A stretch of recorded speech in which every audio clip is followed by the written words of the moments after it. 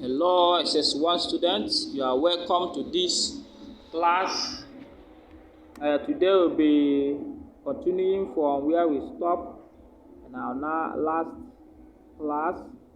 Today we're looking at electoral process.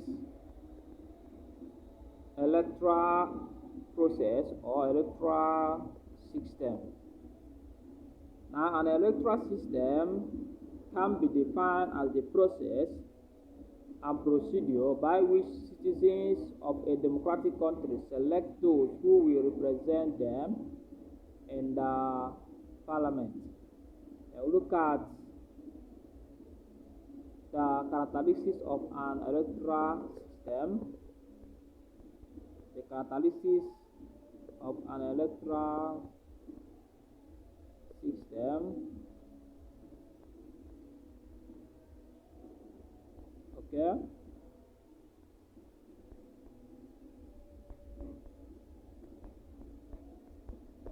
All right.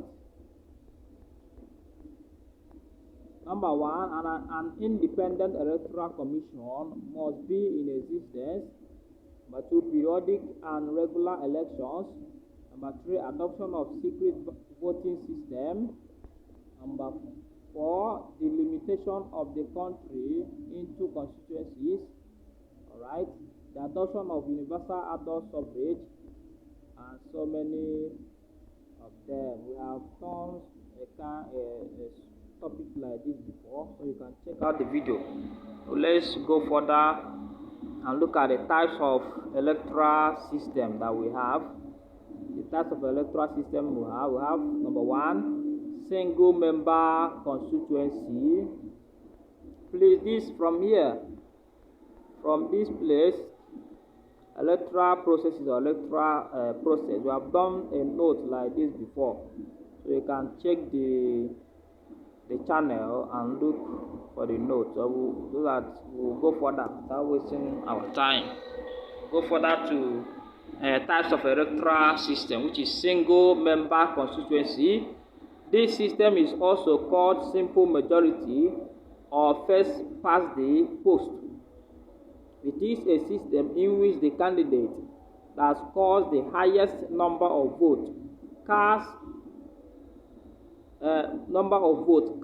is declared the winner or elected based on the number or proportion of votes cast.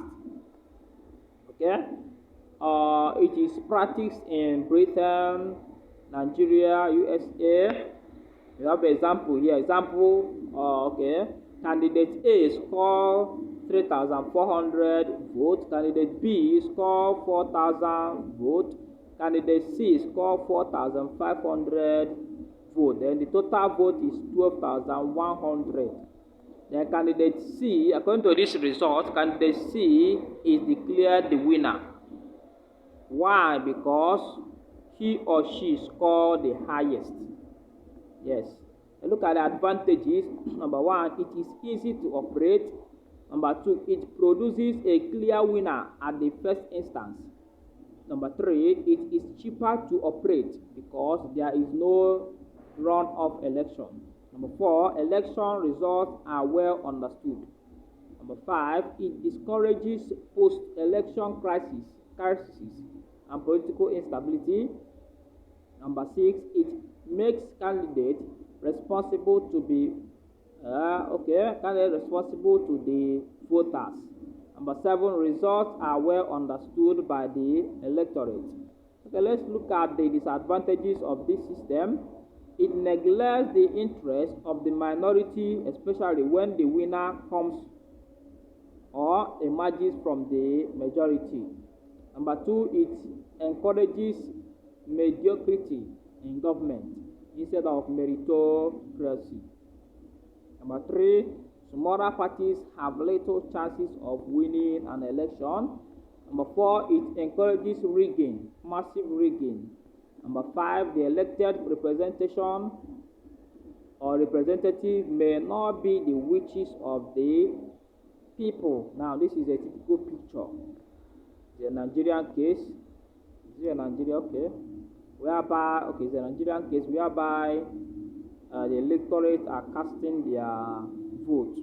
And these people, this woman you are seeing at the back, there seems to be an observer who is observing and jotting down, or a media person who is jotting down. This one is the security. That man standing in front of the ballot box with a uniform, close to that police van there. The security man securing the vote. Okay, look at the B. Look at the second ballot or single member system.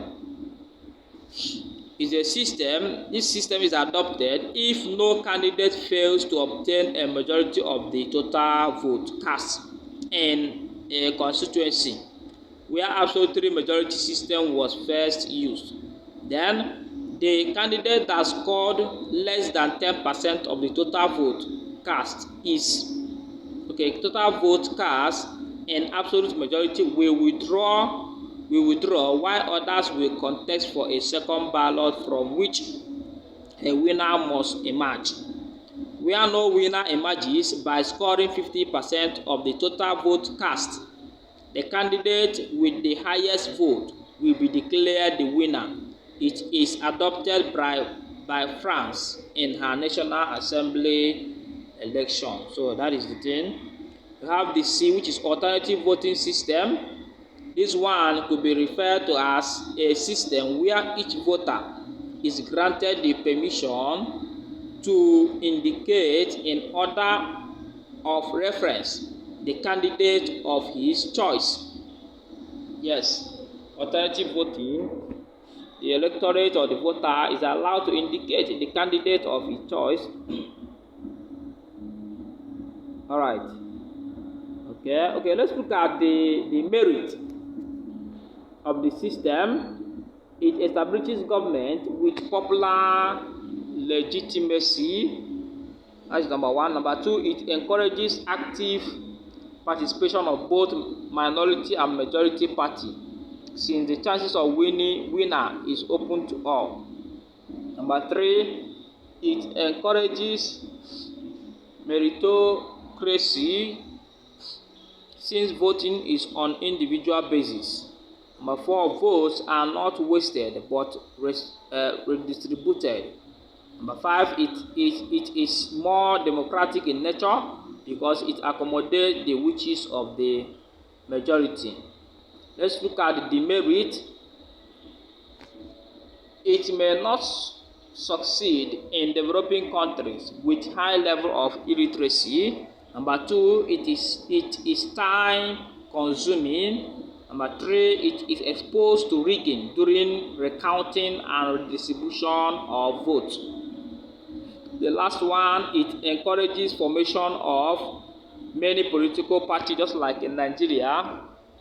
It encourages formation of many political parties, which may lead to political instability. Okay, let's look at the next one, which is absolute majority system. They say in this system, a candidate contesting an election is expected to score above 50% of the total vote cast before he can be declared the winner. That is under the absolute majority. The candidate must score 50% of all the total vote for the person to be declared the winner. Okay, let's look at the merit or the advantages of this absolute majority system. Number one, it reflects the wishes of the people. Number two, there is no room for unpopular candidates. Number three, it establishes a credible government. Number four, it is more democratic in nature. Number five, it is fair to all the electorate. Let's look at the disadvantages or the merit of this system. Number one, it is expensive and time consuming. Number two, it may encourage rigging in order to secure a majority. Number three, the system is complex and difficult to run. Number four, it regulates voters to be literate. All right. Okay, the next one is proportional representation system. Okay, this could be seen as a system in which the allocation of seats in the legislature is based on the proportion of votes received by each political party. In this system, the distribution of seats is based on the electoral strength of each party. We'll now look at the advantages or merit of this system. It is democratic in nature. That's number one. Number two, it widens voters' choice. Number three, it reflects the views of all areas. Number four, it establishes a true representative government. And number five, it encourages free expression of individuals. Let's look at the disadvantage, which is number one, it establishes a weak government. Number two, it is based on false assumption. The next one, it reduces party discipline. The next one, it is complex and difficult to operate. Okay, let's look at Electoral Commission and electoral officials. As you all know that Electoral Commission are the commission in charge to conduct an election in any country. In the case of Nigeria, we have INEC as the existing Electoral Commission at the time of recording this video. Let's look at their functions. One of their functions is to register political parties. Then they register voters. People that will vote on that day, is their job to register voters. Then it's their job to provide electoral materials. It is their job. It's their job to appoint and train electoral officers. Is their job to formulate laws and present it to the electoral laws and present to the legislative organ. Then it is their job to do political education, to educate the masses on the procedure or how they will conduct themselves during election period.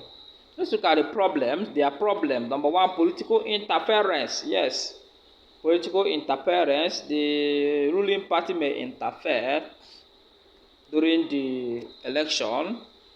Number two, election malpractice. Yeah, this is one of the problems that they face. A lot of election malpractice. The next one is logistic problem. Yes, because of this, some materials will not get to some polling centers at the expected time, as we have experienced multiple times in our country, Nigeria. And the next one is ineffective communication system. The next one is insufficient funding.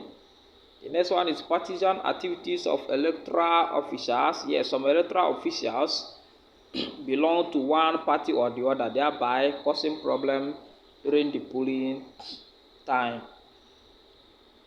The next one is lack of security. Sometimes even the security given to them are not adequate or they are not ready to do their work. The next one is high level of illiteracy. Yes, especially in remote areas. Some people there don't know how to read or even to write, not to talk of voting. So that is one of the challenges that they face. You look at the electoral officials. Number one, you have the chairman, who is the chairman is the lead of the electoral body. He's the leader. He's appointed by the government to control the affairs of the commission. Yes, the chairman. In Nigeria, you have seen Professor Maurice Iwu, one time INEC chairman. I've seen Professor Jega, one time INEC chairman, and so many of them. Okay, look at the functions of the chairman. Number one, he advises the government on electoral issues. The next one, he controls the affairs of the electoral body. The next one, he announces the electoral result, the general electoral result. The next one, he controls other electoral bodies under him. Okay, let's look at the organization, a brief write-up there. The Nigeria Commission is headed by a chairman at the central level. Each of the state headquarters is headed by a state chairman, while at the local government branch it is also headed by a chairman. That is how it's been organized in the case of Nigeria. That's how it's been developed. In the central level or the federal level, you have a chairman.